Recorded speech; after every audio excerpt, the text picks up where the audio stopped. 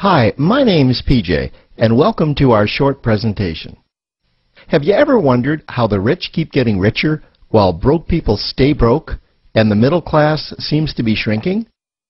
Well, this isn't nearly as mysterious as it may appear when you examine the specific differences in how broke people, the middle class, and the rich spend their money.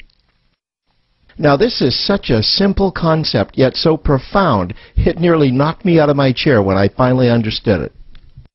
I'm going to show you exactly how the rich spend their money, and you can evaluate for yourself why they keep getting richer and the broke keep getting broker, and why the middle class remains so stressed out.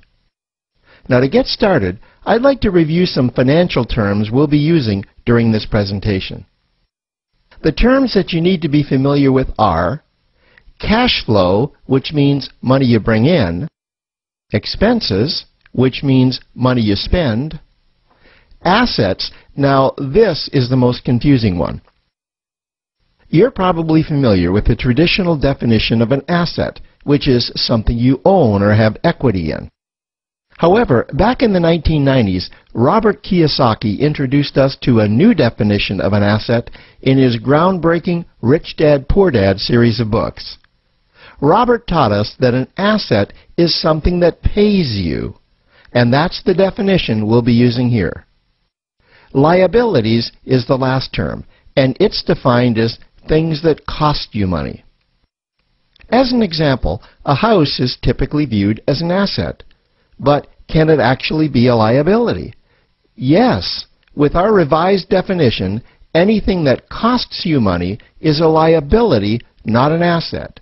If you have a mortgage, your house is an asset to your banker because it pays him or her every month.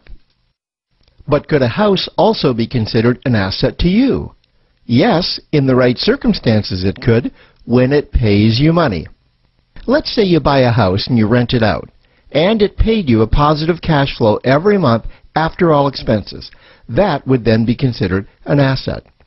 Now, one more time with the terms, just to be very clear before we continue. Cash flow is money you make. Expenses, that's money you spend. An asset pays you, and a liability costs you. Now let's take a look at how broke people spend their money.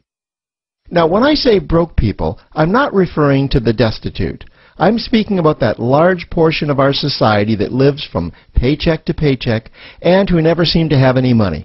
In fact, most times there's more month left at the end of their money, and I'm sure many of you can relate to that group. On payday, broke people buy what I'm going to call stuff. Well, what's stuff? Well, that's inexpensive things that people buy that they don't really need to survive. You go into someone's house and you can't find any counter or tabletop space in the whole house because of all the stuff on it. Their house and their cars are full and cluttered with stuff. Well, where do they get all this stuff? They buy it at the flea market, at the garage sale, at the dollar store, at the craft show. So cash flow comes in, and then it goes straight out the expense column to buy stuff.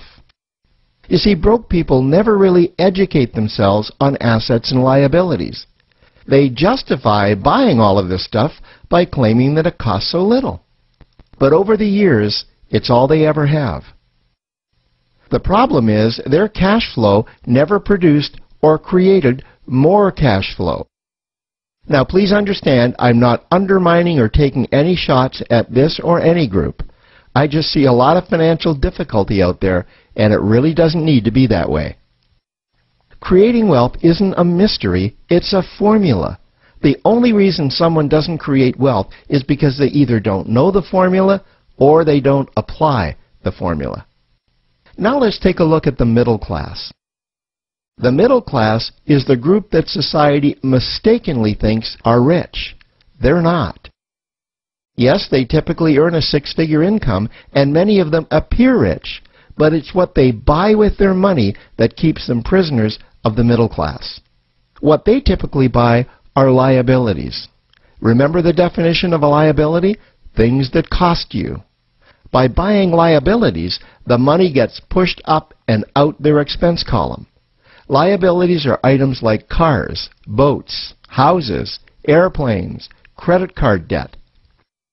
Now let's see just how this happens. The middle class gets a nice paycheck, let's say $10,000 for the month. They then split that down the middle and they pay their monthly expenses with half, and with the other half they make a down payment on a new car. The car costs $5,000 down, and after they add on the insurance and the maintenance, that liability now costs $1,100 new every single month. A few months go by and they want a boat, then a vacation home, a Rolex watch on their credit card, a vacation on their credit card. And before you know it, their liabilities have raised their expense levels to near or above their income levels. They actually spend equal to or more than they make. Meaning that they have to go to work and make a certain amount of money every single month just to cover their liabilities. The other important issue with both broke people and the middle class is that normally all of their cash flow is dependent on their own effort. Meaning that they've educated themselves to exchange their knowledge and expertise for someone's money. Also, the money they earn is usually the highest taxed form of income. Here's an example. An attorney is knowledgeable about law, so people pay him or her in exchange for that knowledge on an hourly basis. The problem here is that if the attorney isn't sharing that knowledge with a client, then the attorney isn't making any money. This causes lots of stress and anxiety in their lives. And if you ever ask them to take an afternoon off to play golf with you, well, they very rarely can because of how much money it'll cost them to take that time off. On the surface, life's pretty good. The reality is that it's a roller coaster ride. That's the middle class. Now, I know this group very well because for a great deal of my adult life, that was me. Now let's take a look at how the rich people spend their money. Rich people acquire assets. Again, an asset is something that pays you. If you want to become rich, buy assets that earn you more money. The money cycle looks like this. Acquire assets that produce cash flow, invest the profits to acquire more assets that produce more cash flow, invest those profits to acquire more assets that produce more cash flow. The rich spend their money and acquire things that produce more money. Here are a few examples of assets that produce more money. Investments are the obvious ones: stocks, bonds, real estate. Education is another asset. If you learn how to do something that produces more money for you and you actually do it, that's buying an asset. There's a great quote that goes, "If you think education is expensive, you should see how expensive stupidity is."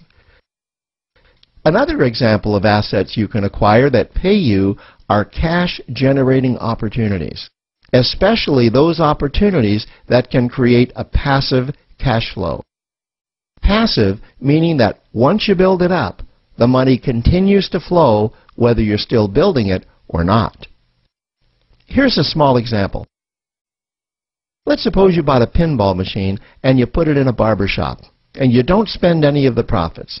You save them until you can buy another pinball machine and put it in another barber shop. This, by the way, was Warren Buffett's first business. If you don't know who Warren Buffett is, he's one of the top 2 richest men in America. The rich are extremely eager to find those passive cash-generating opportunities because those opportunities continue to pay them month after month, year after year, long after they've stopped working the opportunity. You know, I see this happen again and again with successful entrepreneurs. They find a passive cash flow stream that they build up, and it continues to pay them month after month, year after year. They then take those profits and multiply them in another passive cash-generating opportunity, and then again in another. In conclusion, here's what I've learned over the years. You can't find these passive cash-generating opportunities unless you're open to hearing about them. Then, once you find them, you must be willing to see what fits you and then act. Now, the reason I say this is that I once answered a hokey little ad that I ended up generating 7 figures from, simply because I answered that ad and then took action. These opportunities are out there. You just need to find them. You also must be opportunistic enough that when the right situation does present itself, you don't miss it.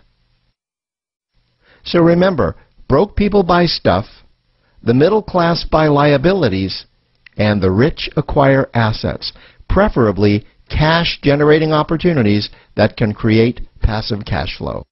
They then take that cash flow and invest it in another asset that produces more cash flow. That's the wealth creation formula. Now, I trust you found this introductory information helpful.